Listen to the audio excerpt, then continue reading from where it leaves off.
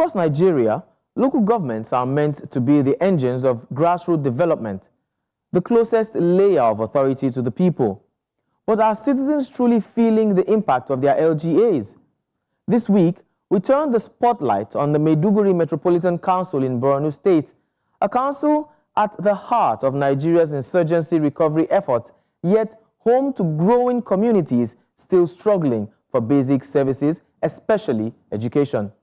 Amid rising insecurity in Katsina, photos of council chairmen departing Abuja for a 2-week training in the UK sparked public outrage. Many called the trip insensitive, arguing that leaders should focus on the daily kidnappings, attacks, and instability facing Bakori, Faskari, Kankara, and other communities. The backlash grew after a recent peace meeting where a bandit spokesman claimed government decisions fuel the crisis more than local actors. Welcome to Scorecard. I am Bernard Akede. Let's get the grade.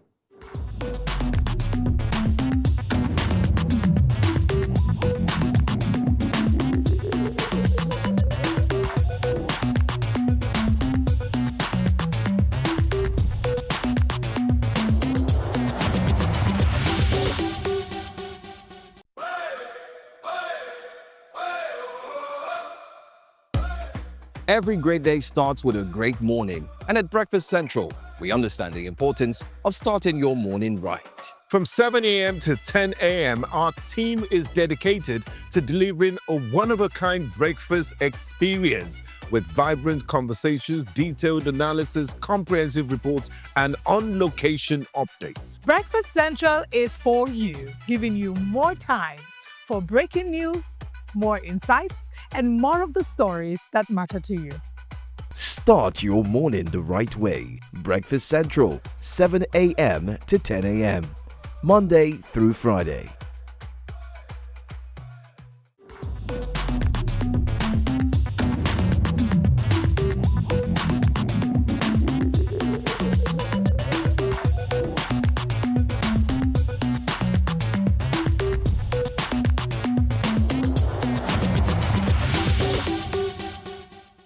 Our main focus this week is on the Maiduguri Metropolitan Council, one of Nigeria's most historically significant grassroots communities.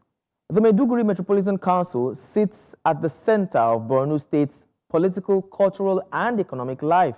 The area is known for its resilience, ancient Kanuri heritage, and its symbolic role as the birthplace of modern Borno administration.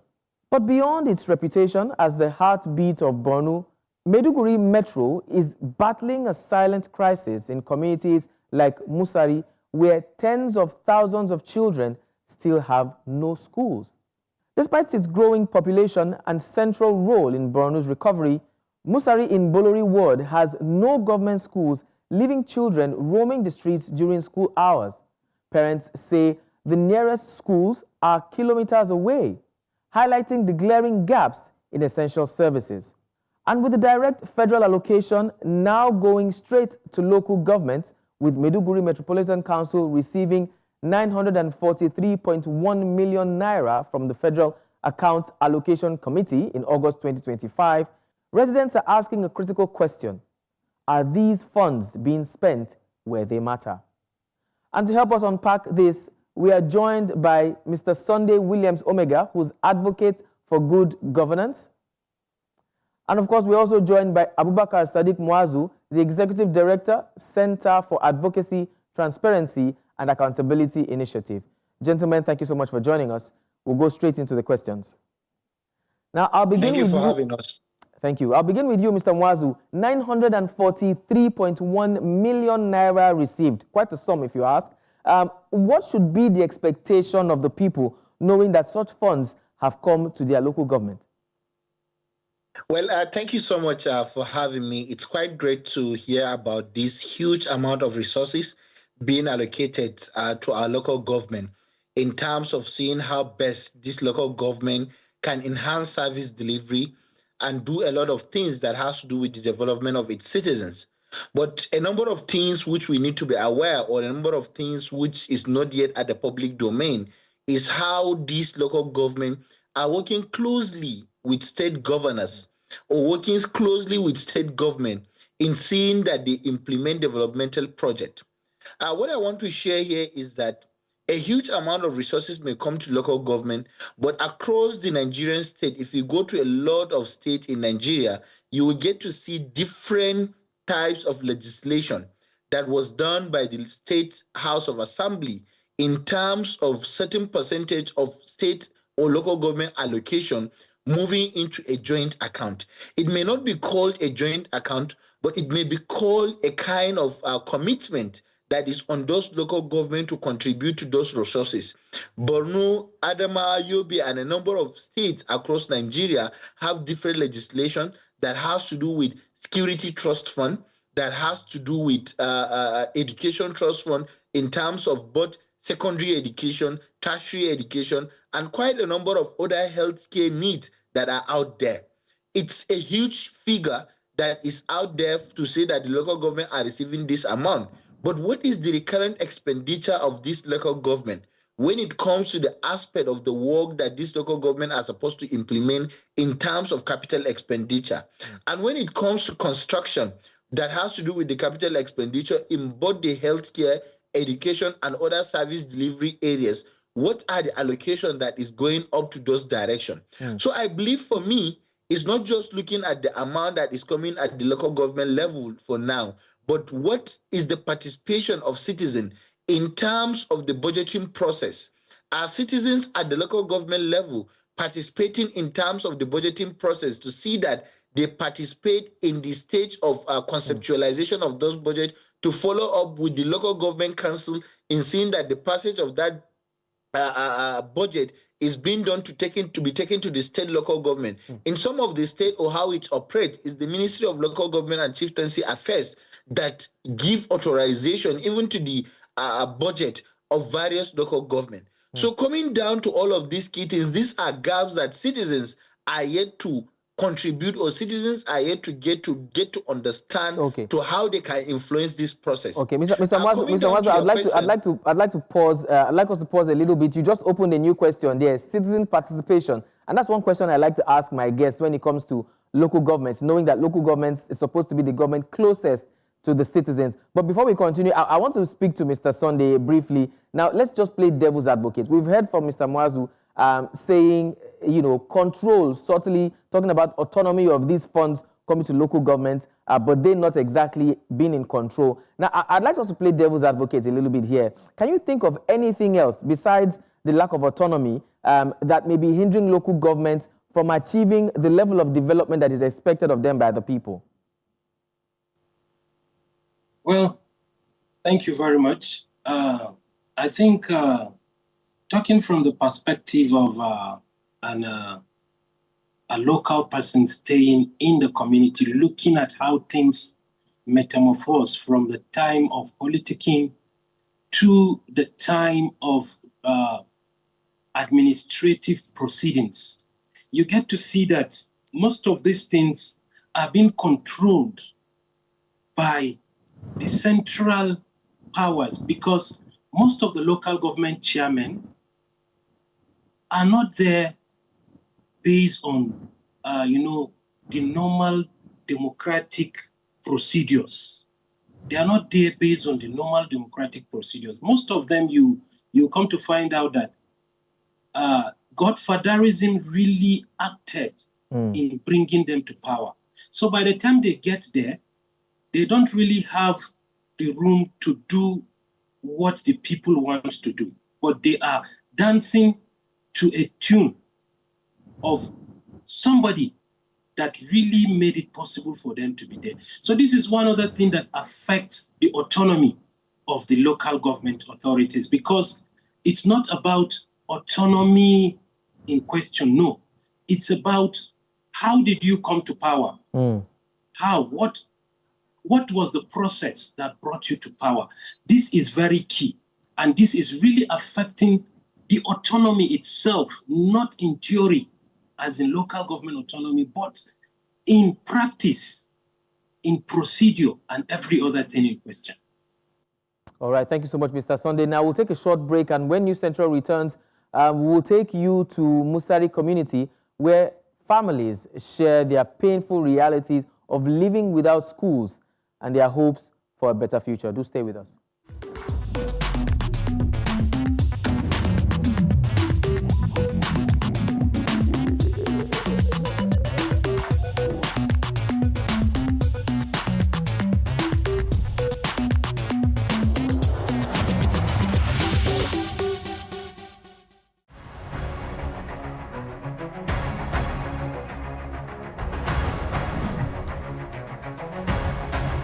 How do we save this country?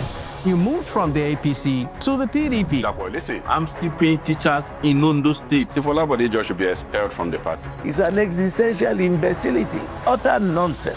Join me, Dakpo Adeboye, on Politics HQ, where Nigeria's political heartbeat is felt.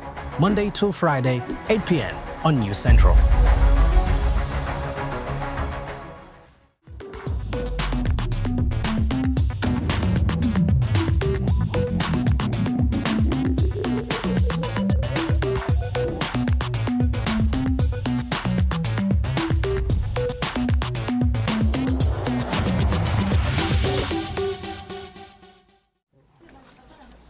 A family of 9 and none goes to school.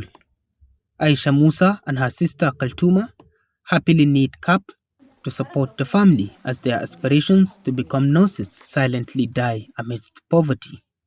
Na taɓa yin primary school. To sannan kuma na dai fita junior ma haka dai to da na gama junior dai ban samu na wuce gaba ba. Babu ne ya kawo hakan ne yasa ban yi ci gaba ba amma kuma da zan samu ina so in yi. Gaskiya to a cikin anguwan nan ba makaranta dai irin na gwamnati haka dai aje. Makaranta dai ya mana nisa kuma duka masu karancin hali ne. Da a ce so samu a mana babban makaranta haka to kaga ba wanda zai zauna zaman gida yana ga makaranta kusa da shi ko ba shi da kuɗin ba sai ya biya kuɗin mashin ba zai je ya dawo ga kusa da gida. Access to school for these adolescent girls remains a nightmare despite their love for it, as their mother Zainab Mustafa depends on kolanut trading. Dai na kwando ya ndero ye ko ya monti mbangoro an biya dunya kai biya homze ya monti ba wato lambia sa ya ka shuru. Dunan de gana ande a pinde mangala bandi ar. Dulu mbero wala na taram krara kimi wanum ba da maro. Musari community in Bolori, one of Maiduguri, lacks a single government school despite its growing population of about 1 million according to residents.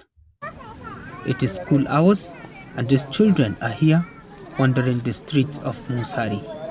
To wannan matsalan ba karamin matsala bane muke da shi kuma mun ta rubutawa mun ta sanarwa ba mu da karfi an gwamnati shi yasa ba mu sai da zamu yi ba sai da babban Allah kawai amma yanzu alhamdulillah wannan zamanin da muka shiga nan gwamnati baba gana Umar Zulum da ya dawo bangiji bari sauka ba sai ya taimaka mana ko da kadan ne. A gaskiya ba soki a neman gwamnati ta taimaka mata lokuki saboda gaskiya ana samun wahala saboda transport tafiyawa da kafa haka sauran ko baga mota akwai risk in akwai a cikin anguwan kaga akwai a samu soki.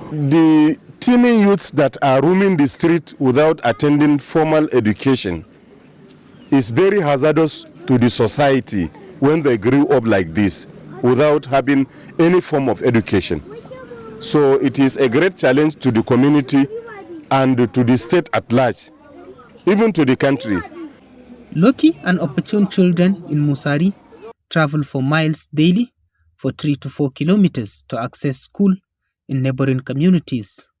Able parents who can afford financially pay for the transport fares for their children. Nan mega so garzana ya katende kuru kilometer diyo sunna.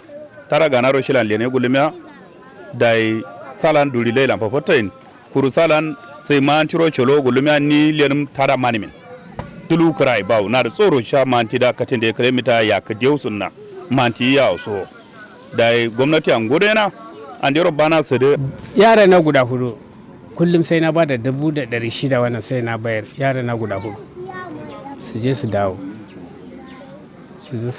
wannan sai na bayar wannan magananta ya kamata gwamnati ya zo ya gani ya zo ya taimaka mu. Anguwan nan in ka raba shi kashi 3 to kashi 2 duka biyu yaran ba sa zuwa makaranta duka suna gida majalis yara kanana an hada majalis an zauna da talla gaskiya ba su da wani abun yi a unguwan nan, kuma ba wai ba sa so bane, suna so, suna sha'awan yan uwansu suna zuwa makaranta, su ma suna so su je makarantan, kawai dai ba su da daman da za a sa su a makarantan ne su je.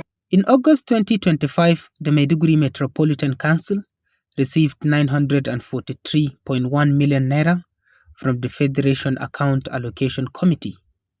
Yet, concerns continue to grow within the community, especially over the rising number of children out of school. Residents are asking tough questions with such huge allocations. Where is the money going? Efforts to speak with the chairman of the Maiduguri Metropolitan Council proved abortive, leaving many wonderings when real answers and real change will come. A child needs to go to a school and settle at least 30 minutes before his teacher should come into class. So there are no policies or whatever that says within so radius of kilometers the schools must be put in place. So if insecurity is persisting, school must be closer to the community so that the hazard between home and school should be very, very minimal so that children cannot, due to fear, cannot run away from school. So therefore, there is every need for government to strategically locate schools closer to the communities. While the Borno state government continues the reconstruction and construction of new mega schools, an effort to bridge the gap left by over 5,000 schools destroyed during years of insurgency, a deeper concern remains. Recent data from UNICEF paints a troubling picture. About 10.5 million children in Nigeria are out of school. A significant majority, nearly 69%, live in the northern states. That means 1 in every 5 out-of-school children in the world is Nigerian. Insecurity, economic hardship, and deep-rooted socio-cultural norms remain key barriers, especially for girls. In the northeast and northwest, more than half of primary school-aged girls are still out of school. Nations that invest in education and health, there is in their human capital, there is direct impact on their economy and prosperity and success. So I think that is something very critical and very important, and that's why of all the priorities there is need to be reinforcement on education. In terms of the solution, on one hand, and maybe I need to flag this, not only the number of children out of school. What is of concern, especially, for example, in Africa, we have 3 out of 4 children, even if they go to school, they cannot do simple mathematics and they cannot read with comprehension. So we also have an issue of quality. Musari community keeps growing, and the absence of school is said to pose a great danger to the peace and actualization of the dreams of thousands of children. Establishing a school in the community will not only aid in building the future of the younger generation, but directly combating the ideology of Western education is forbidden. In Maiduguri for News Central, Umar Kirawa. Thank you for staying with us and welcome back to Scorecard. Now we go back straight to our guests. Mr. Sunday, I would want to continue from where we left off. Now we are seeing the impact of politics at the top coming down to the people at the bottom. So many children of school age unable to go to school. Where do you think should be immediate point of action for the government, considering what we've just seen? Well, I think immediate point of action for the government is community mobilization immediately. These people, you just heard from them, these are parents in the community that are really pouring out their needs. One thing, just like Mwazo have just said, there should be a collaboration, partnership with the community, priorities. Most of the times there are misplaced priorities from the authorities. What do these communities really need? Musari community, what they need now is school.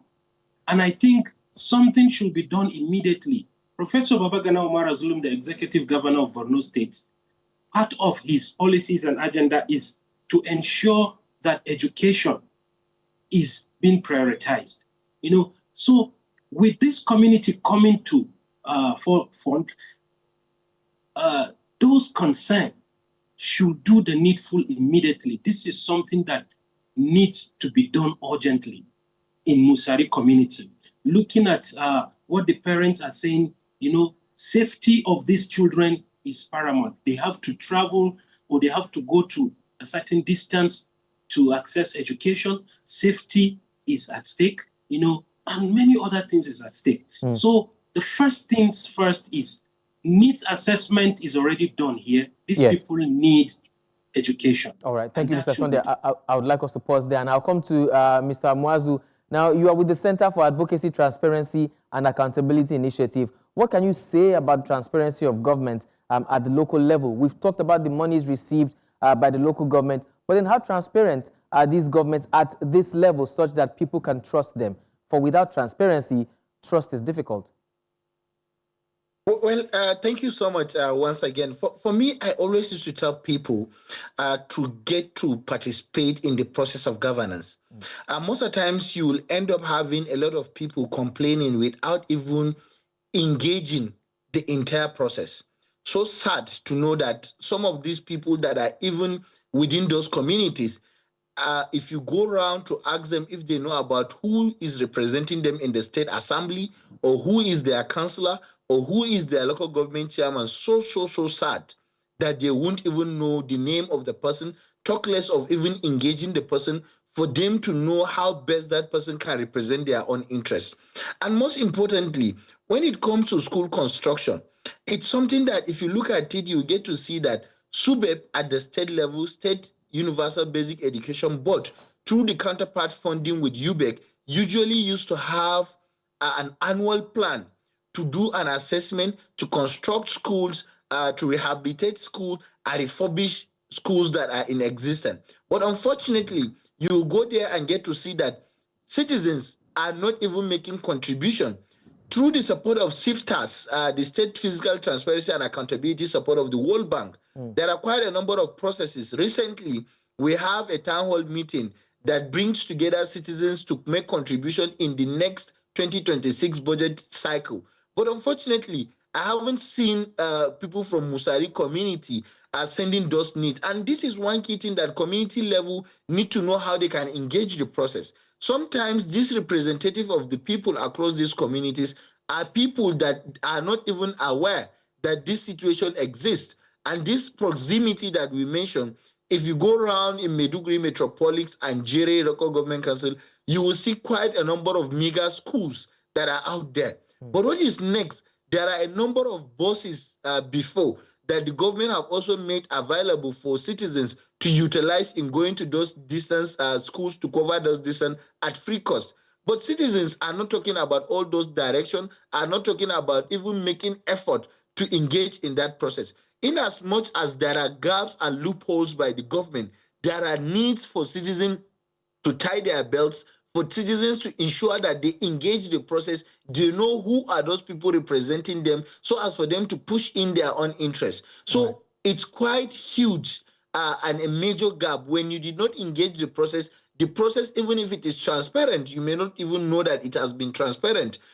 All budgetary allocation papers are out there within a website of various state government. But are citizens asking the questions that is needed? No, they are not. So we need to see how citizens, and for us at the Center for Advocacy, we have been empowering these citizens by training them, by building their capacity to see that they ask government critical questions. They ask government the question that is deserving for this government to tie their belt to see that judicious utilization of taxpayers' money is being utilized. So I think more need to be done for citizens to engage the process, for them to know the level. We may not even say that the process is transparent or not by not engaging the process. So it is when we engage the process that we'll get to know that this is the stage at which the process is, so as for us to demand for more openness, for more transparency, and more accountability. All right, thank you so much, Mr. Muazu. Demand for more openness, more transparency, and more accountability is a fantastic place to wrap this up. But I would just quickly like to ask both my guests now,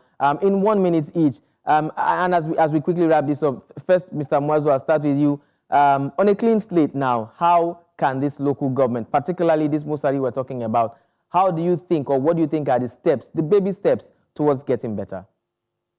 Well, I think the first baby step is that how can the community members mobilize themselves to write to the Ministry of Education, as well as engage SUBEB, State Universal Basic Education Board, maybe in the next counterpart funding of the support of the sub-grants that will come to Borno State for construction of school, that will be prioritized. And secondly, they may engage the local government council. The local government council, to some extent, I can tell you that they are solely responsible in handling the fees or the salaries of teachers at basic education. They are not even handling the responsibilities of teachers at secondary education. So we need to know the difference, who we need to engage first before we can get what we want. So the citizens within that community need to write. They need to bring themselves to write to government, to mobilize themselves, to engage with SUBEB, to engage within the budget cycle, to engage at the State House of Assembly for the member representing MMC to share their needs, so as during the appropriation stage of the 2026 fiscal year, the needs of these citizens can be captured so as for it to be implemented when resources is being released in the next fiscal year. Thank you. Right. Thank you so much, Mr. Sunday. Thank you so much. And I'll come to Mr. Sunday too, finally with you. What areas of improvement, immediate areas of improvement, should we be looking at as far as this particular local government, Musari, is concerned, as we start all over again to improve this local government? Well, I would say to improve Musari community, the community members should make sure that their voices are being heard. You know, most of the times, we in the community level, our priorities are not what really matters to us. What we, at the community level, sometimes when these politicians come, we prioritize things that do not really matter to our future and to the future of our children. We prioritize giving peanuts and the rest of it. The community should prioritize their needs and make it laudable. They should make it loud so that it will come to the ear, the listening of the authorities concerned. And they should hold their leaders accountable. They should hold their leaders accountable. This is very, very key. At this point, I think this is a community that needs to be given attention. Very, very key attention at this very moment. Thank you so much to both my guests, Mr. Sunday Williams and Mr. Mwazu. Thank you so much for joining us. The story of Musari reflects the broader struggle within Maiduguri Metro, communities full of promise but held back by gaps in grassroots governance. At Scorecard, our mission is simple: to hold leaders accountable and amplify the voices of the people. I'm Bernard Akede, and this is Scorecard, where every promise is graded by citizens holding the red pen. See you next week.